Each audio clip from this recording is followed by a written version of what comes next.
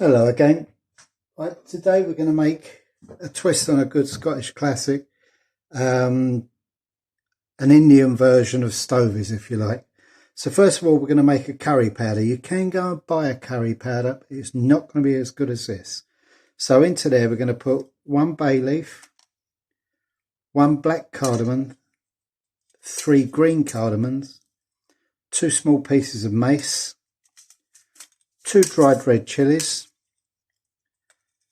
about a teaspoon, I suppose, of cinnamon bark, got a teaspoon of cumin seed, teaspoon of coriander seed, a teaspoon of smoked paprika, half a teaspoon of turmeric, 3 whole cloves, 1 teaspoon of fennel seeds, 1 teaspoon of dried fenugreek leaves, and half a teaspoon of black peppercorns. Now we're going to put them all in this pot and we're going to just gently warm them. We're not cooking them, we're just gently warming them to start releasing the oils. And then we're going to pop them in a grinder and make the powder. I was just grinding the powder and I thought it didn't smell right. I just remembered why. It's because I didn't put 3 star anise in. So I'm just going to warm these a bit and add them to the curry powder, or masala as the Indians say.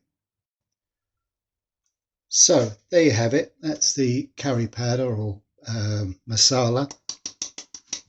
That's all made up. Also in the grinder I've made some garlic and ginger puree. That's 50-50 garlic and fresh ginger. Again, you can buy that from a shop pre-made, but you're not going to get the same flavour as that. That's going to be about, I don't know, 2.5-3 tablespoons of it. You just literally peel, chop, add a bit of water and grind it. So now to the cooking. We're going to use some good Scottish extra virgin rapeseed oil because it's lower in cholesterol than all the others. Warm that through. We're going to start by frying. This is about 2 large or 3 medium chopped onions. We're just going to let those fry off gently for about 5 minutes. Okay, so that's been cooking for about 5 minutes. The raw smell's gone from the onions. So I'm going to pop in the garlic and ginger puree. It's about 2 tablespoons. So in reality, that's probably about 1 inch of garlic and a whole bowl, 1 inch of ginger and a whole bowl of garlic. But you add water to it, so anyway. So that's in there now. We're going to let that rawness go from those. It'll probably take about another minute or so. Okay, that's been cooking for about a minute and a half. You can smell that the rawness is gone. It's a sweeter smell altogether.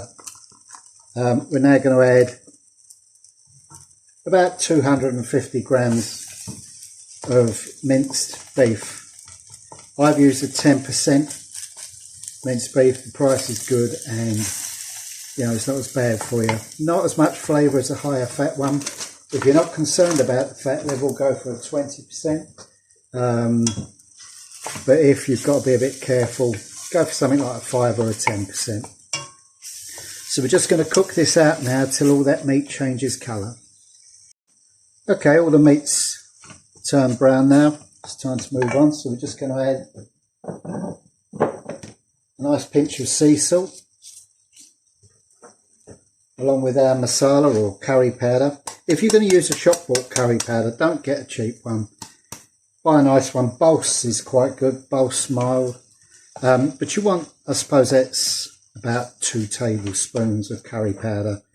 But really, making it yourself is much, much better. So we're just going to gently cook this out until we can really smell the flavours coming up and getting all aromatic. So that'll be about a minute or so. Okay, the spices are now cooked out. If you could smell it, you'd be amazed. It really smells good. So into that now, we're going to put a 1/2 cup of yellow split peas or yellow lentils or chana dal, whatever word you use. a half a cup of red lentils. Stir those in. So we're going to put in some nice vegetables. We've got about 100 grams of carrot, swede or neeps, whatever word you want to use, parsnips. I put those in for sweetness, you don't have to put them in, and celery. Put all those in.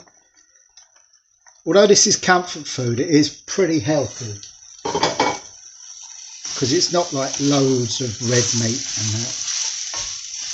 Okay, let's stir those in. We're going to put in, I'm using a chicken stock powder, but if you use a cube, put 3, maybe 4 in, depending on how strong you like your flavours. Chicken stock. Now we're going to put in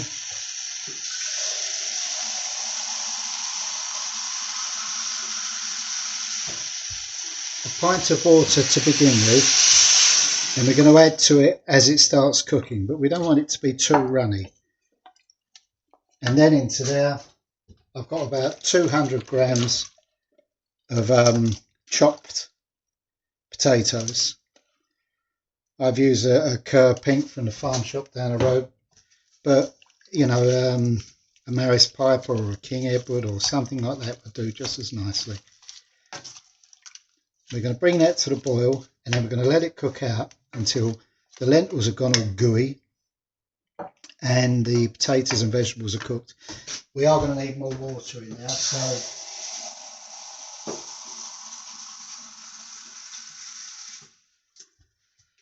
I'm going to put in another pint, so that's 2 pints of water that's gone in now. So we're going to let that cook out now. I reckon it'll probably take about half hour, 40 minutes, but we'll see. Okay, it's cooked for about 25 minutes now, I think. Well, I'll say half an hour. Everything's soft, cooked. I've added maybe another teaspoon of salt to it. Obviously, if you're on a low salt, don't. If you are on a low salt and you need to add salt, put a little bit of soy sauce in there or a bit of fish sauce. That will give you your salt. So other than that, this is a very healthy, very budget-friendly lunch. I use 2 chilies in mine. I like spicy food. If you want to use 1 chili, that's fine. Or if you want to cut down on the black peppercorns, again, that will reduce the heat. It's entirely up to you how you like it. So that's all cooked. Just time to